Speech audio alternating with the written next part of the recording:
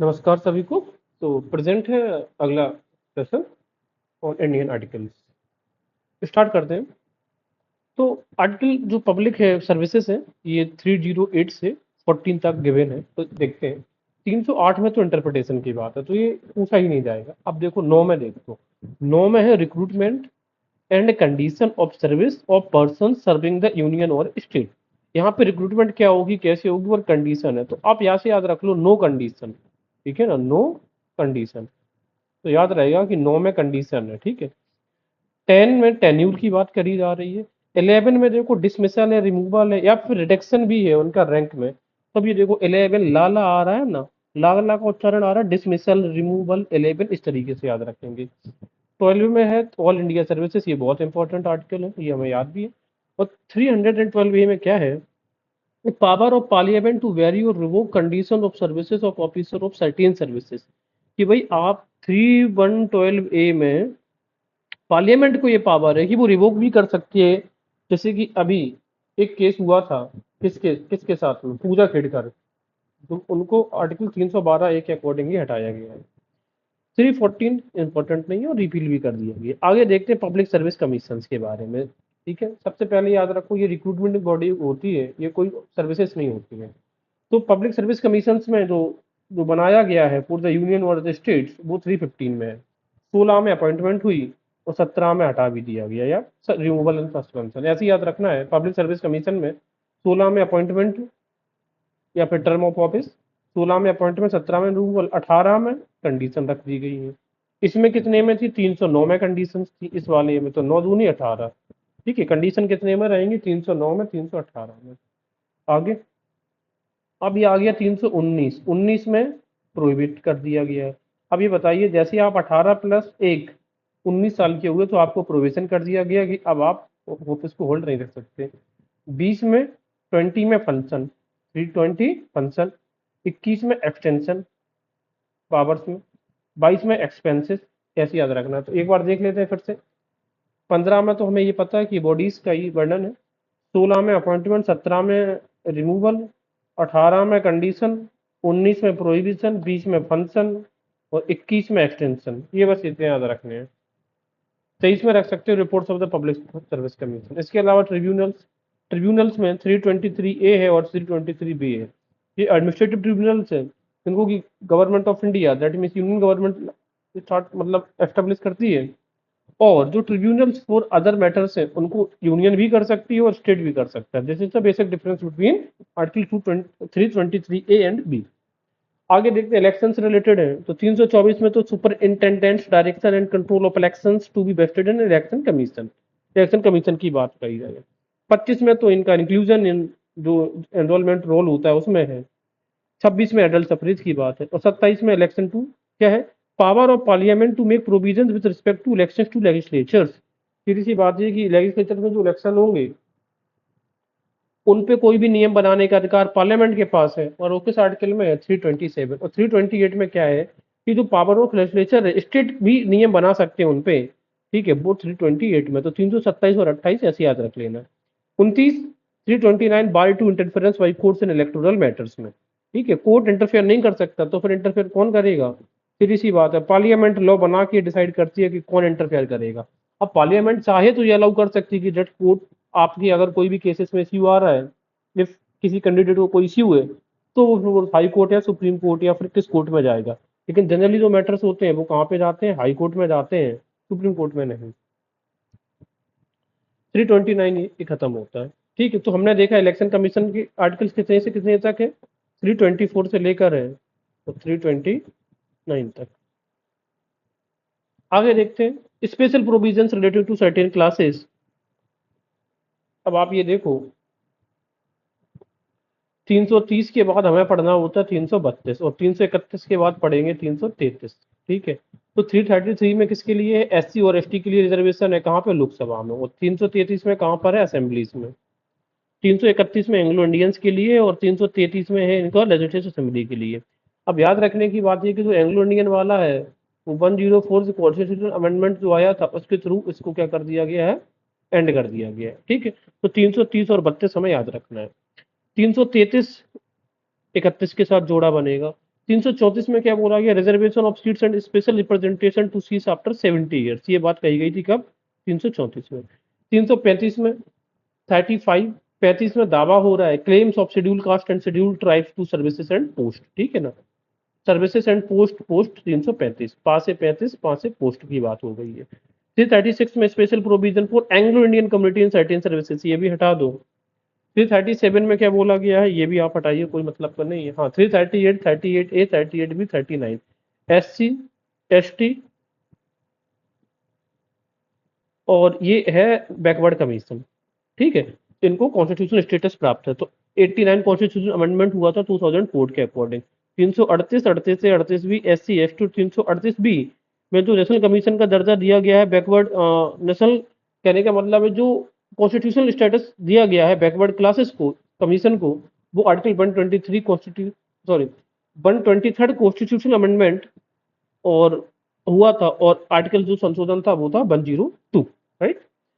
339 में क्या कहा गया है, control of the union over the administration of schedule areas and the welfare of the schedule tribes, ठीक है, यूनियन का कंट्रोल रहेगा ऐसे एरियाज पे जहाँ पे SC ST के एरियाज हैं, राइट। और अब मुझे एक चीज बताओ, एक अभी हमने पिछले उसमें देखा था ये वाला आर्टिकल 244 और 244A, administration of schedule areas and tribals, और यहाँ पर असम के रिलेटेड बात हो गई है, ठीक है। तो और यहाँ पर इस आर्टिकल में क्या है, तो कंफ्यूज नहीं होना है हमें। इस आर्टिकल में 339 में है कि सेंट्रल गवर्नमेंट यानी कि यूनियन का कंट्रोल रहता है ऐसे एरियाज पे। 340 में है appointment of a commission to investigate the conditions of the backward classes, backward classes की कंडीशंस के लिए आप एक कमीशन अपॉइंट करेंगे। 341 में SC है, 342 में टू टू टी टी आ रहा है ना, 41 में SC, 2 में ST और 342A में है socially and educationally backward classes. तो 341, 42 एंड 42A। ऑफिशियल लैंग्वेज हमारी है 343 में। 344 में commission and committee of parliament on official language, पहले ऑफिशियल लैंग्वेज इसके बाद कमीशन बनेगा। 345 ऑफिशियल लैंग्वेज और लैंग्वेजेस ऑफ स्टेट, किसी के बारे में स्टेट की भाषा है, राज्य की भाषा 345 में। 346 में कहा गया है कि एक स्टेट और एक यूनियन किस लैंग्वेज में क्या करेंगे, कम्युनिकेट करेंगे, 346 में। 347 में कहा गया कि स्पेशल प्रोविजन है related to language spoken by a section of the population of a state, एक स्पेशल सेक्शन वाली बात आ गई तो 47 में, ठीक है। 348 में क्या है, 48 में तो वही कोर्ट, सुप्रीम कोर्ट और हाई कोर्ट की क्या लैंग्वेज होगी, एक्ट बिल किस लैंग्वेज में होगा, ये वाली बात है। 350 का ए देखो, ABCD हम प्राइमरी में सीखते हैं तो मदर टंग होना चाहिए प्राइमरी स्टेज पे, ये बात है, ठीक है। 350B ये स्पेशल ऑफिसर की बात हो गई लिंग्विस्टिक माइनॉरिटीज में।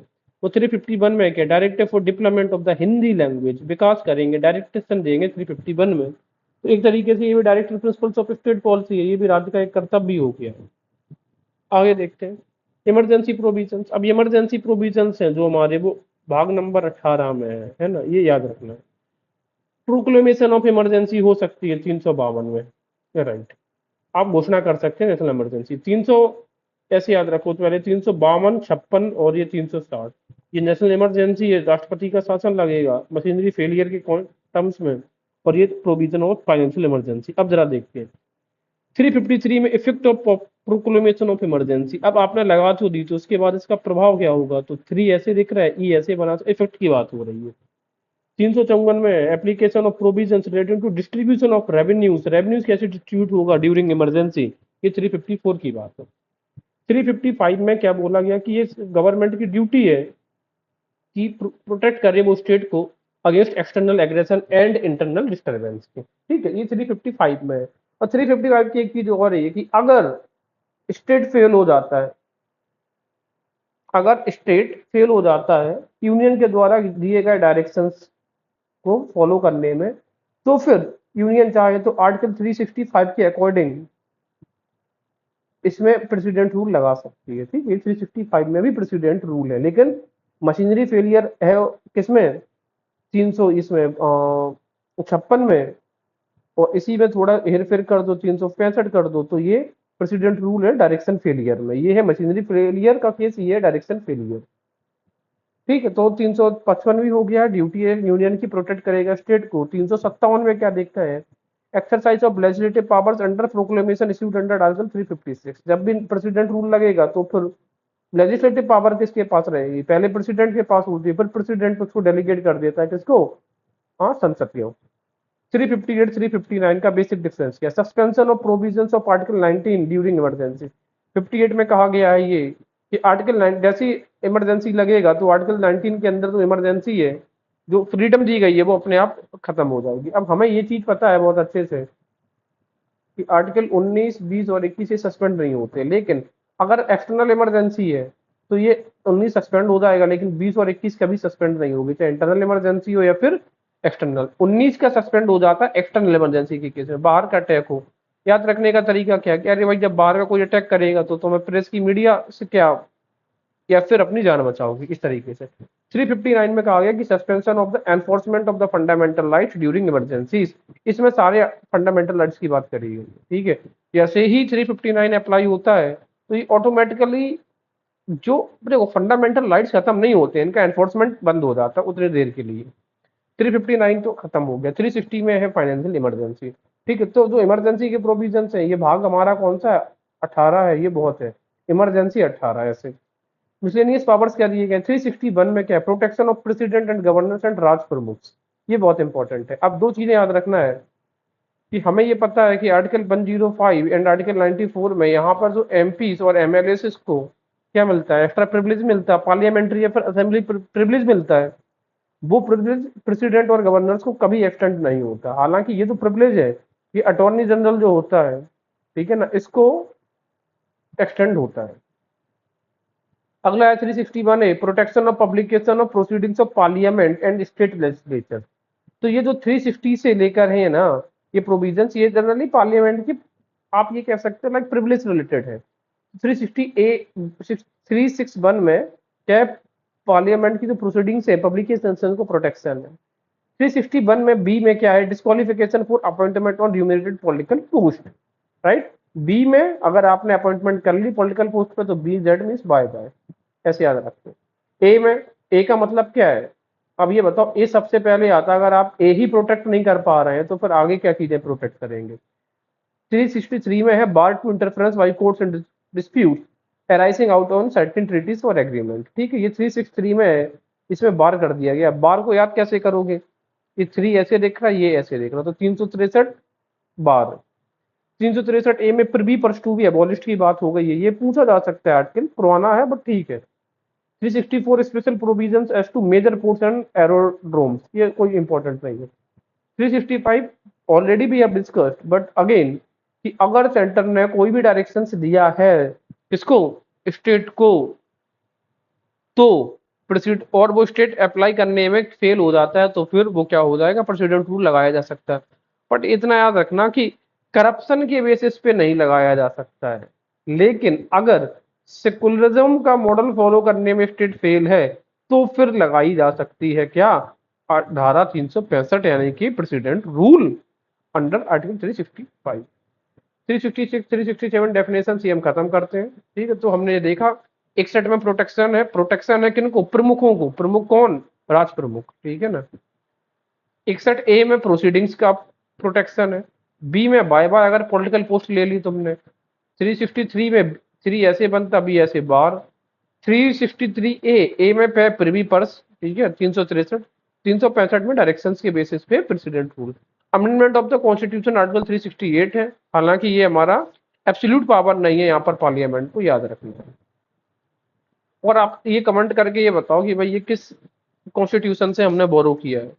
Temporary transitional and special provisions जरा देख लेते हैं जरा।